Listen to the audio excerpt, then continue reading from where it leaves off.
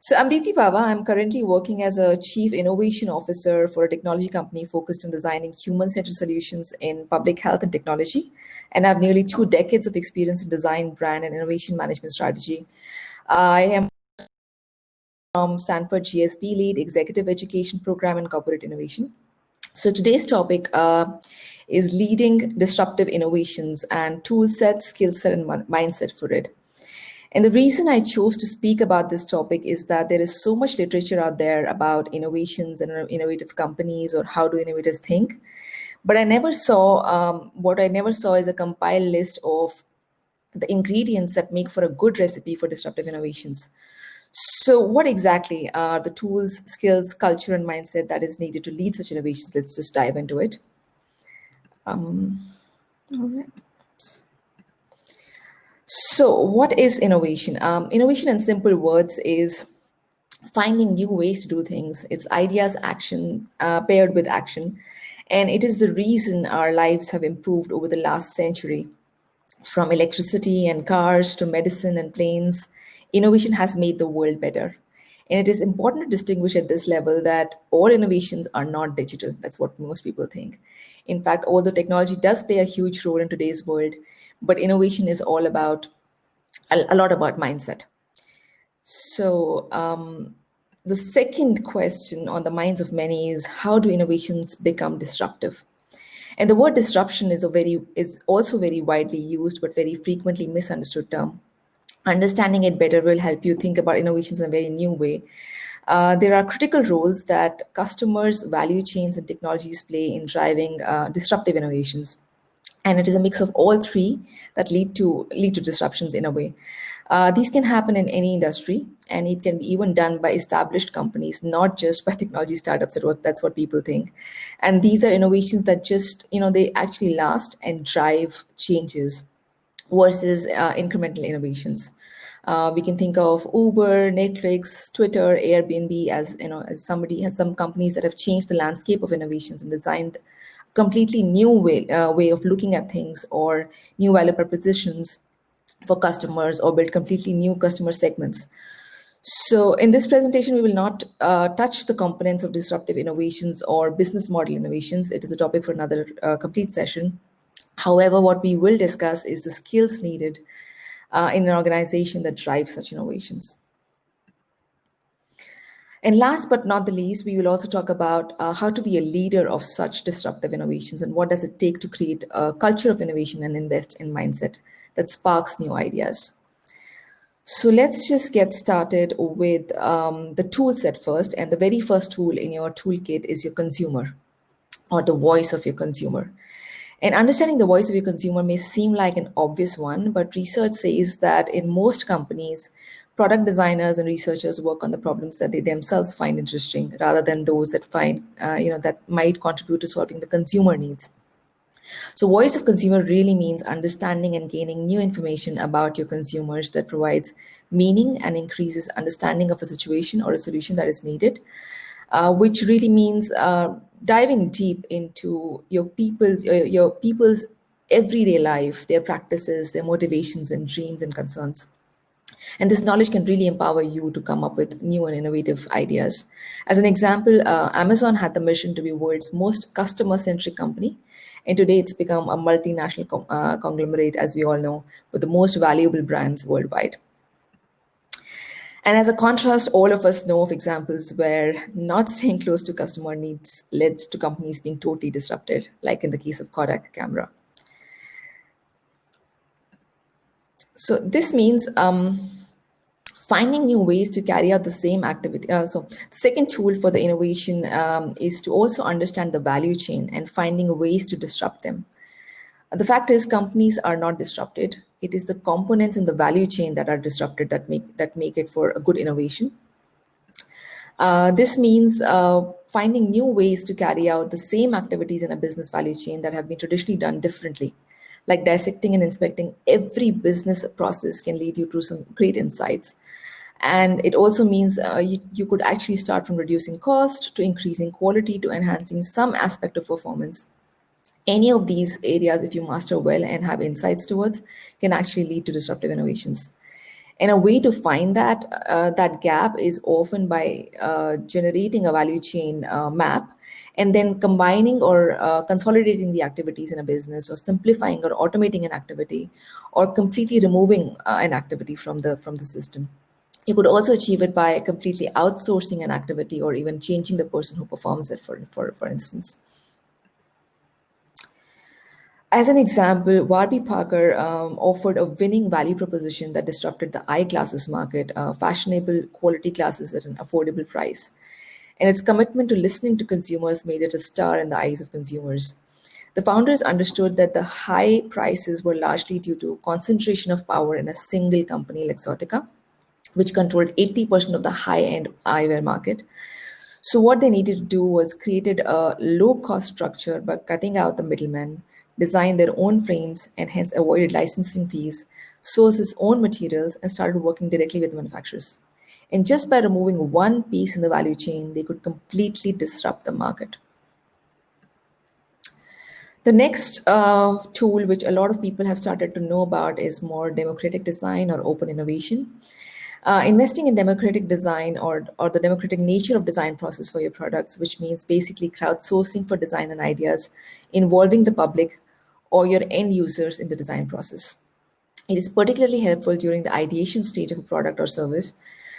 This approach to innovation accelerates the product development process, while also, since it's coming from the users themselves, often gives you very unique insights and ideas that can easily that can be developed on. One of the very innovative companies that invests in it is Lego. As an example, Lego has this platform which is called Lego Ideas, which is a crowdsourcing innovation platform from Lego fan community. Founded in 2008, an experiment led to this platform where Lego Ideas allows any member of public to submit a new idea concept to Lego, which is then rated by the community, and if it gains enough supporters, the project is brought to production in commercial reality. A very similar example is from P&G, where P&G's Connect and Develop program that uses open innovation, which has termed the phrase now that it's not just a catchy phrase. They've proved it that they are the open innovation giants, with more than 35% of their new ideas coming from outside sources. They have also recently celebrated 175 years of innovation and have set the standards of excellence in open innovation. One of the classic examples of open innovation by Procter & Gamble is a groundbreaking process to print edible dye images on potato crisps in 2004. That was really when open innovation was not so common as well. And the product was called Pringles Print, and was an immediate hit with the consumers. The idea first came to the surface in 2002 when the P&G had a brainstorming session where they wanted to make snacks more fun, and they wanted to integrate and get outsourced ideas for their teams. And this open innovation concept drastically cut the cost of development and dramatically reduced the concept to market time. The next one is design by play. Again, a tool in your toolkit which could be really engaging and involves participation from cross-functional teams. Driving inspiration from gamification, where game design elements are applied to non-game contexts. This is a great strategy to involve teams in innovation processes. This is just an example of how design by play innovation tools work. The playful aspect of this approach allows more freedom and experimentation during ideation and creative process of generating ideas. As an example, again, City Block is a project developed by Design and Manufacturing Lab, which is a University of Bristol-based lab. It proposes an alternate approach to urban planning where community actively engages with design work. Here, the participants are invited to create city prototypes using Lego building blocks. And then once the ideas are gathered, they just are acted upon. So that's, again, a great way of using technology and gameplay. The next tool is the idea of generative design, which in essence, that there is no single solution to one given problem, and instead there are multiple great solutions. So you choose the design or the idea that best fits your needs.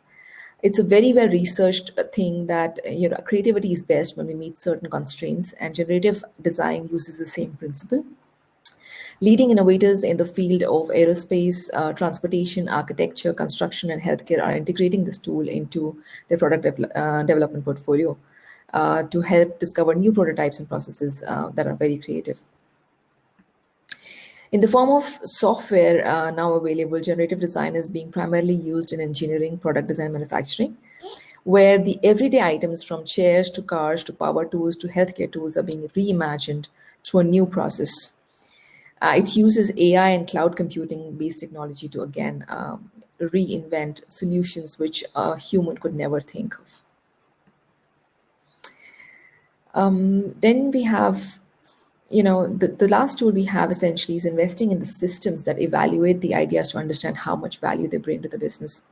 So until now, we talked about all the ways you could generate the idea, but great innovations don't come just from creative ideas. They come from exceptional evaluation of ideas. And first and foremost, virtually every organization, no matter how small or big, they should be investing in idea management processes to take into account the differences between ideas and how they're evaluated, to be able to come up with the best innovation ideas forward. So, as Steve Jobs knew that even great ideas can kill productivity and thus not lead to innovations. And focusing is about saying no, and this is where the idea evaluation again comes into play. So we just talked about all the great tools of innovation, but what about the skills?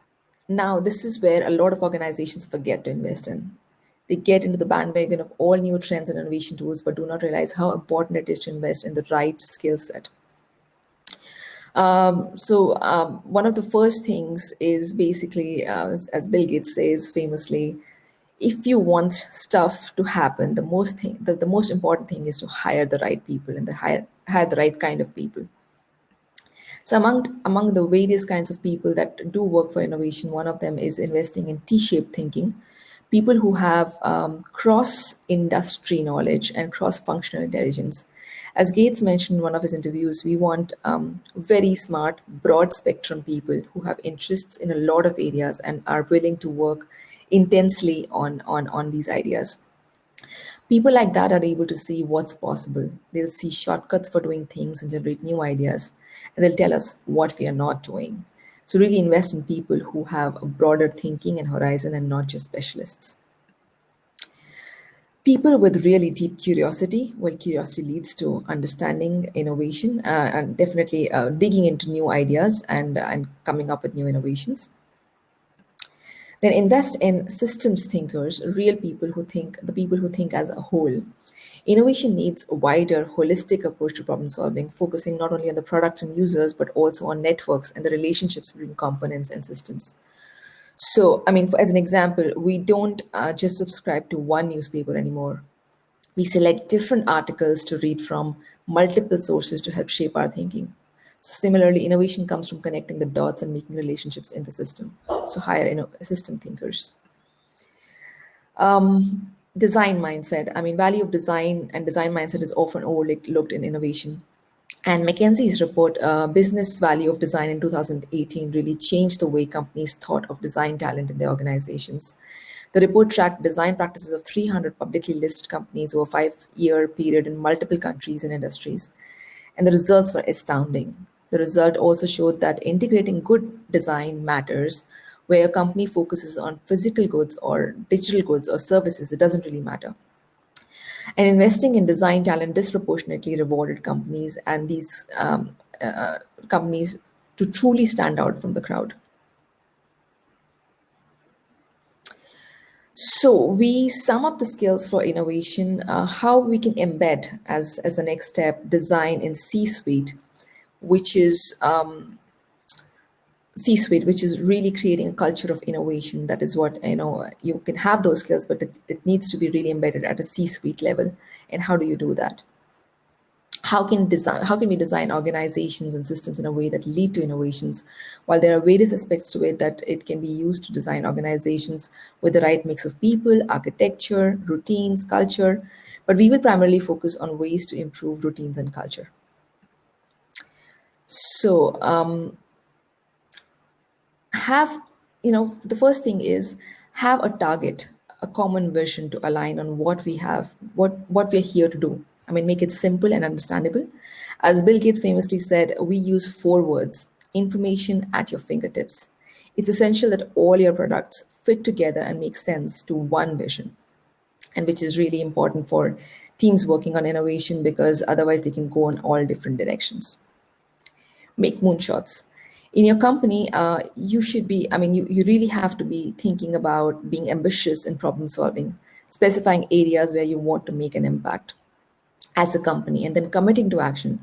Don't just think incremental. Look for ideas to kickstart organization wide initiatives that create alignment between intentions and impact.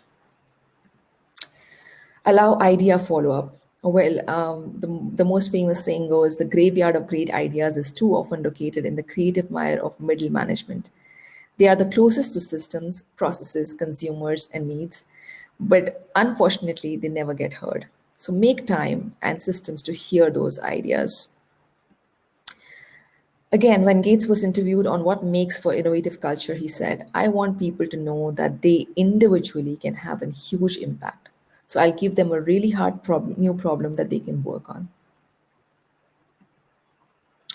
Make routines for cross-functional collaborations and bring stakeholders backstage. And cross-functional teams bring diverse perspectives and add to an idea. It helps gain better insight, engage employees, improves communication, and sets people up for common goals. Cross-functional collaboration and cross-industry intelligence is one of the most important things that you can build in terms of your culture and not let people work in silos. Again, innovation comes from people meeting up in the hallways or calling each other at 10:30 p.m. at night with new idea. It's the ad hoc meetings of 6 people called by someone who want to know what other person thinks of this idea. Psychological flexibility. When innovating, the most important thing is to have a flexible prototype and iteration mindset. It includes a culture in which your teams never fall in love with an idea. Instead, design systems to fall in love with the problem that you're trying to solve for. Shorten the feedback loop to learn fast and iterate. Last but not the least, embrace failure. This is no Silicon Valley secret anymore that fail often to succeed sooner. And if you want to lead innovative disruptions and increase innovation in your organization, first and foremost, you absolutely need to design an environment that nurtures creativity, encourages collaboration, builds psychological flexibility, and safety that encourages employees to take chances and be willing to fail. So you absolutely need to invest in the right tool set, skill set, and mindset to be able to come up with innovative, to be able to come up with disruptive innovations, and it doesn't work with one thing alone. But as you know, as a famous example from Apple, again, innovation has nothing to do with how many R&D dollars you have. When Apple came up with Mac, IBM was spending at least 100 times more on R&D. It's not about the money; it's about the people you have and how you are led and how much you get it. Thank you.